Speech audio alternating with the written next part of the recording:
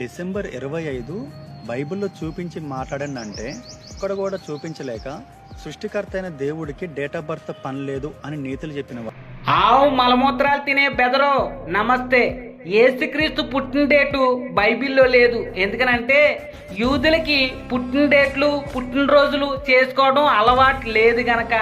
కానీ యేసుక్రీస్తు లోకంలో పుట్టాడు, బ్రతికాడు, ఆయన బ్రతుకున్నంతకాలం అద్భుత ఆశ్చర్య కార్యాలు చేశాడు అని చరిత్రకారులు చెప్పారు. చరిత్రలో లిఖించబడ్డాదు కూడా. అలాగే డిసెంబర్ 25ని మట్టుకే క్రిస్మస్ చేయరు. కానీ డిసెంబర్ నెల నుంచి 31 వరకు ప్రపంచంలో ఎక్కడో దిక్కున ఏదో ఒక చర్చిలో ఎవరొకరు క్రిస్మస్ చేస్తానే ఉంటారు. క్రిస్మస్ అని అంటే క్రీస్తుని ఆరాధించుట. డిసెంబర్ 25ని మట్టుకే క్రీస్తుని ఆరాధించడం కాదు, కానీ సంవత్సరంలో 360 రోజులు కూడా యేసుక్రీస్తుని ఆరాధించాలి, స్తుతించాలి. ఆయన స్తుతి ఆరాధనలకి అర్హుడు.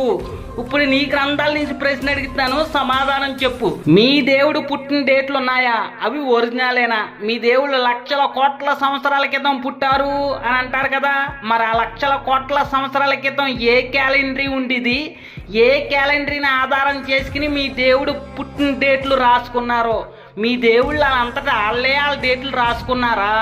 లేకపోతే మీ పంతులు పీఠాధిపతులు ఊహించి రాశారా?